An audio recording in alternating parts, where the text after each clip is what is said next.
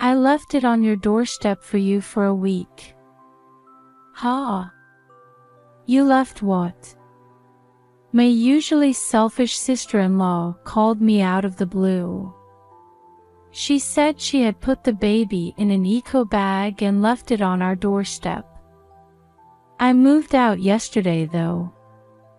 As soon as she heard my reply, my sister-in-law shouted at me. I'm abroad, you know. Look for it now. I drove to the house in my old place in a hurry, but the baby was nowhere to be found. I must call the police. With trembling hands, I took out my mobile phone, and this was followed by the most horrifying fact of all. 10 years ago, I married my husband Atlas and we have lived together. I had always wanted to have children, but I was not blessed with any, and before I knew it I was 38 years old. My sister-in-law, Amelia, who is 5 years younger than me, is the one who uses me. Her husband was the president of the company and my husband worked for him. Abusing her position, it was a daily occurrence for me to be asked to do the shopping for my sister-in-law, who lived a 10-minute drive from our house. Moreover, after she got pregnant, she called me more often and even made me clean the house and cook dinner. I told my husband that even though I liked taking care of others, Amelia was indeed too selfish, but he said, I'll talk to her soon.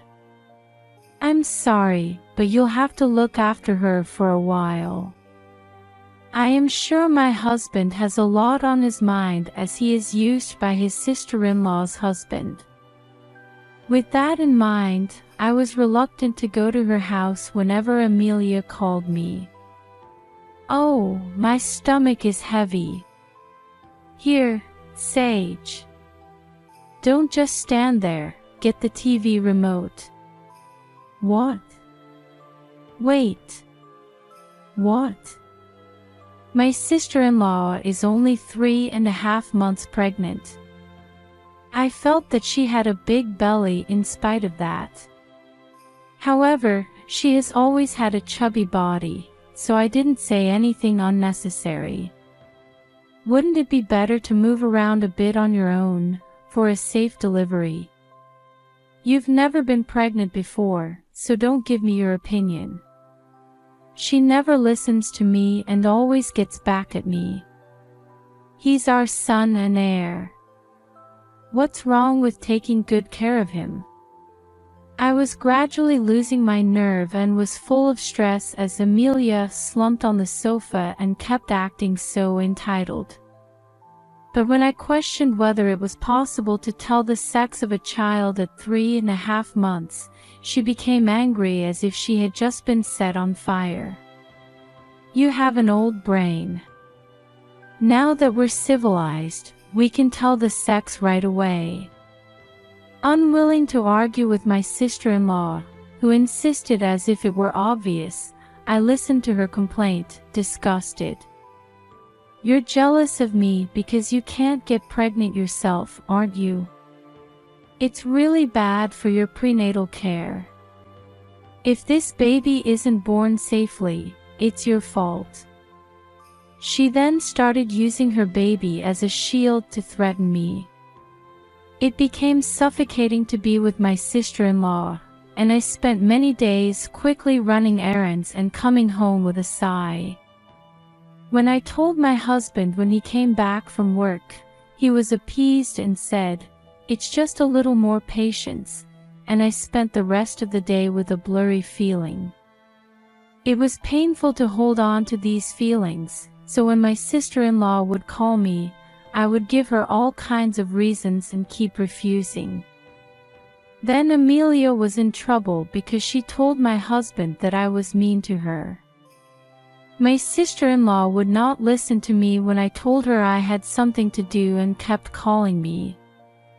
Unable to help, I picked up the phone and she let out an ear-splitting kink in her voice. Sage, do you want your brother's position in the company to get worse? You haven't forgotten that my husband is the boss, have you? Normally, my husband is a mild and gentle man, with a single-minded determination not to cause him any trouble. I had no choice but to go to my sister-in-law. In the meantime, the months passed and Amelia gave birth to a boy 1 month before her due date. And what's more, the baby weighed over 9 pounds. Isn't he too big for being born so early? I wondered about this, but having never experienced pregnancy before, I accepted that it could happen. Amelia, who named the child Milo, called me when she was discharged from hospital and, as you can imagine, she called me and made me look after the baby. Think of it as child-rearing practice and do your job as a nanny well. I don't know if you'll be able to give birth, though. I was pissed off at my sister-in-law, but I knew it would be a lot harder on her body right after giving birth, so I visited home whenever she called me. Besides, the baby was so cute. Milo, you're a good boy. Grow up well. Changing nappies and giving baths, which were new experiences for me, did not bother me at all when I saw his face. After 3 months, however, my sister-in-law started coming to my house to leave her baby with me. What's up? Getting dressed up like that? I'm having dinner with someone from my husband's business. I'm going with them. So you, the nanny, will take care of Milo. I did my best to take care of the baby, thinking that the president's wife would have a lot of work to do once she got better. But after this, the number of times Amelia came to leave me Milo increased. Take care of him today too. This is too much indeed, you know. You're not accompanying your husband, are you? My husband has an important business meeting right now, and I'm helping him with it. You should cooperate too. My sister-in-law, who had raised her voice, forced the child on me and quickly went out. I wondered if she could be helpful wearing such a flouncy dress. Despite my doubts, I couldn't leave the baby in front of me, so I took care of him. However, on that day, unlike usual, Milo had diarrhea when I opened his diaper. He had no fever and was fine, so I kept the room warmer than usual to keep his body warm. In the evening, when Amelia came to pick up Milo, I told her about it, then she raised her voice at me. You useless bastard! You fed Milo something to harass him, didn't you? Just as I was shaking my head that I had done no such thing, my husband came home. What's all the fuss at the entrance? Atlas. I asked Amelia to take care of Milo because I trust her, but she gave him a tummy ache. My sister-in-law, who is always cursing me with harsh words, started to cry, her voice sounding so plaintive that I couldn't believe she was the one who was always cursing me. I understand how you feel. Sage doesn't have any experience in child rearing yet. It was cold today, so maybe Milo got a bit chilled. I apologize, so please forgive her. My husband defended me, but I didn't understand the point of apologizing when I hadn't done anything wrong, and I sent Amelia and Milo off with a mixed feeling. When I started to prepare dinner, my husband suddenly looked serious and took out an A4 envelope from his bag. Sage, I have something important to tell you. Dinner can wait, please sit down. I could not immediately believe the words he told me as he showed me the documents spread out on the table. Moreover, I was taken aback because I had never imagined this. But I realized that my husband's decision was firm and unwavering, and I nodded quietly. A week later, as I was opening the cardboards and tidying up, I received a phone call from my sister-in-law. I hung it on the front door of Sage's house, so give me a week. Ha! What? Don't fool me. It's my child, of course. You already let him in the house, didn't you? When I asked her about it, Amelia told me that she had put Milo in her shopping bag and had stuck it on the front door knob because I was not home. Hearing this, I was surprised and panicked. Wait a minute. We moved out yesterday, we're not going back to that house. You need to go and pick up Milo right now. However, my sister-in-law replied, What? You're lying to me again, and didn't believe me. But when I replied in a serious tone that it was true, she suddenly became impatient. To my surprise, she had left Milo behind 5 hours earlier. Moreover, I was surprised to hear that she is currently traveling abroad. It was a chilly day, not yet spring, and the temperature had not yet risen. Now go pick up Milo. Hurry up. I was more worried about the baby than being angry at my sister-in-law's attitude, so I quickly drove away. An hour later, I arrived at my old house and looked at the front door, but Milo was nowhere to be seen. No shopping bag either. Why? I looked all around the backyard and asked the neighbors, but nobody said they didn't know. What do you mean they haven't even heard Milo cry? I thought I had no choice but to call the police, and I picked up my phone, because there was no sign that they would even look for it. Then I received a call from someone.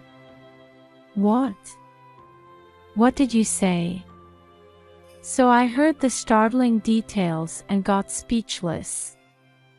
After the call, I was walking around in a daze, unable to get my head around it, when I received a phone call from my sister-in-law. He was in the shopping bag hanging on the front door, right? Oh, about that, I can't find him anywhere. Seriously, this is bad. My husband will divorce me. If we can't find Milo, it's your fault. Amelia's voice was so shaky that even over the phone I could tell she was panicking. When I told her that there was nothing I could do at this point and that I would report her to the police to have them look for her, my sister-in-law adamantly refused. If you did that, it would become a big deal and my husband would find out. Milo is more important than how people see you. Milo is just a tool to get money out of your husband. As soon as I heard these words, I was shocked by her selfishness. Despite my desperation, I heard my sister-in-law talking about something with the person she was with. After a while, my sister-in-law said, "You're ruining our trip," then something even more impossible. "I couldn't get a flight today, but I'm going back tomorrow, so don't ever tell my husband. Call me as soon as you find Milo. I'll do everything I can." Hearing my reply, my sister-in-law replied with satisfaction, "That's all right," and hung up the phone. The next day, when I was waiting for my sister-in-law at the airport, she appeared holding a man's arm. And when she saw me, my sister-in-law approached me grimly. "Sage, what are you doing here? Did you perhaps find Milo? I came here to tell you something important. Milo has gone beyond your reach." It was too late. When I told her this with a downcast, sad face, she began to cringe. "You're lying. What am I going to tell my husband? You useless bastard. Go and find me a baby that looks like him right now." What a thing to say. You're still a mother. My sister-in-law said that a baby of the same age would mislead my husband, even if it wasn't Milo. Anger and sadness welled up and I couldn't help but cry. But I quickly wiped the tears from my cheeks and looked her firmly in the eye. Instead of looking for a girl who looks like her, talk to this man. As I said this, a woman hiding behind me and wearing a deep hood showed her face. Then, not only Amelia, but also the body of the man who was with her started to shake. Yes, that man was the wife of my sister-in-law's cheating partner. The man, too surprised to move, was stuffed by his wife and said, "You piece of shit. I'll knock your guts out." And when she yelled at him over his head, he said pitifully, "Forgive me." But there was no way his wife would forgive this unfaithful man. "Gnash your teeth," and she slapped me back and forth as hard as she could on the spot. The force of the slap was so great that people walking by stopped dead in their tracks. She turned to her sister, leaving the man who had fallen down rubbing his cheek. Amelia then turned pale and spoke quickly. "You know what? Don't get me wrong. We don't have that kind of relationship. Hey Sage. Stop recording me with your phone." My sister-in-law was upset with me, holding up my phone so that she could see what was going on here, while somehow trying to deceive me. But I was calm. "So how do you explain this?" From the envelope I had brought with me, I offered her the email correspondence between my sister-in-law and her cheating boyfriend, as well as the two-shot photos of them making out that I had found on social media. Amelia forcibly took them from me and glared at me. "It's disgusting that you're sneaking around. How did you find out this man's wife's contact details?"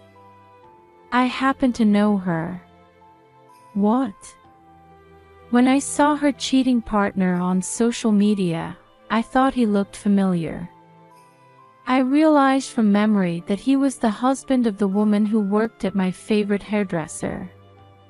He was also a hairdresser, but I had heard that his wife owned several salons and was a skilled and successful hairdresser, while her husband did not work and spent all his time playing around. He was what is commonly known as a hairdresser's husband. When I went to tell his wife that he and Amelia had gone on an affair trip, she said, "I've run out of patience. I'm going to join in too," and she came with me. His wife usually has a mild and gentle atmosphere, but I was honestly surprised to see how scary she can be when she gets angry. Such a player husband was so mad at his wife that he just kept rubbing his hands together like a fly and asking her repeatedly not to divorce him. In response, I felt a strong determination as I watched her never shake her head. "Moreover, Milo was the child of your cheating boyfriend, wasn't he?" "Ha! Don't say random things without any proof. Because he was born a month early, but over 9 pounds is indeed too big. You're cheating on the number of weeks too, aren't you?" Saying this, I showed her the documents from a different envelope. One was a maternal and child health handbook, proving that my sister-in-law's husband and Milo are not biologically related. You filthy maniac. But if you tear these things up, it means nothing happened. Amelia snatched the DNA test document from my hand, tore it up on the spot, and looked as if she had done it. I'm sure she thought she could get away with it, but it didn't happen. I'd better talk to the person who gave me these documents in person. When I turned the screen of my phone towards Amelia, she looked at me with her eyes and mouth wide open, as if she was about to scream. That's as it should be. What I saw on the screen was my sister-in-law's husband. I wasn't recording, I was on a video call with him. Amelia, how dare you trick me by lying about going to your parents' house? It's, well, so, what can I say? My sister-in-law flinched, repeating words that were not a reply at all. I stood in front of her and slowly opened my mouth.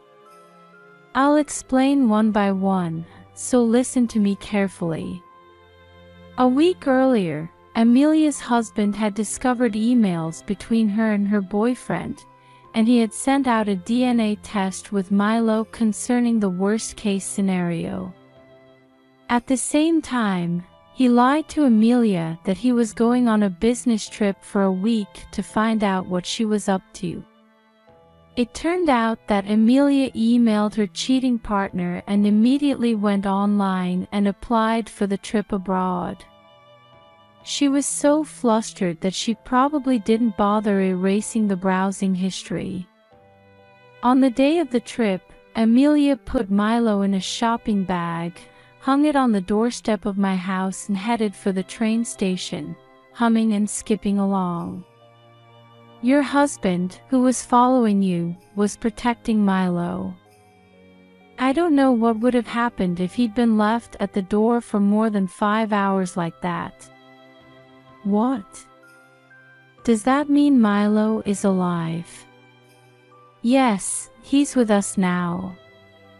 When I couldn't find Milo and was about to call the police, the incoming call was from Amelia's husband. Surprised, I immediately went to his house to ask him about the details of the situation. Milo was full of energy, flapping his arms and legs and playing with a rattle.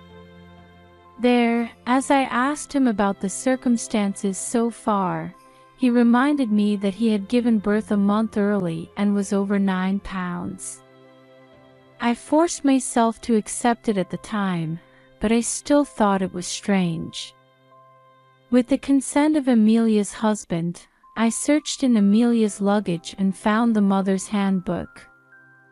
Looking at its contents, I discovered that my sister-in-law had misrepresented the number of weeks of the baby's age.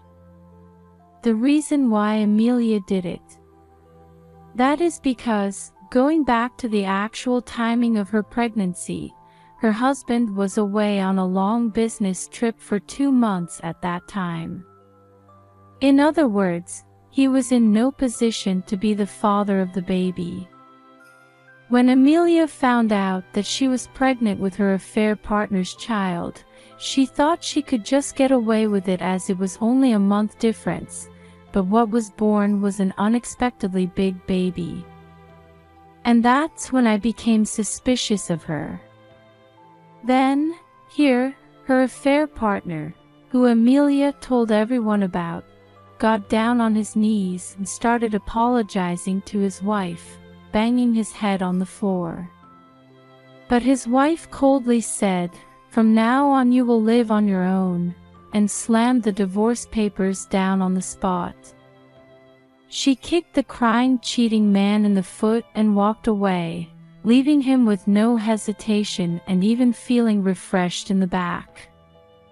Meanwhile, my sister-in-law's husband was not silent.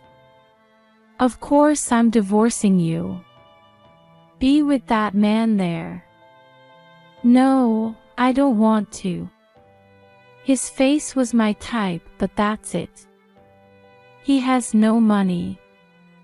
You're only with me for the money, right? Having hit the bullseye, my sister-in-law choked on her words. You said Milo is just a tool to get money out of your husband, didn't you?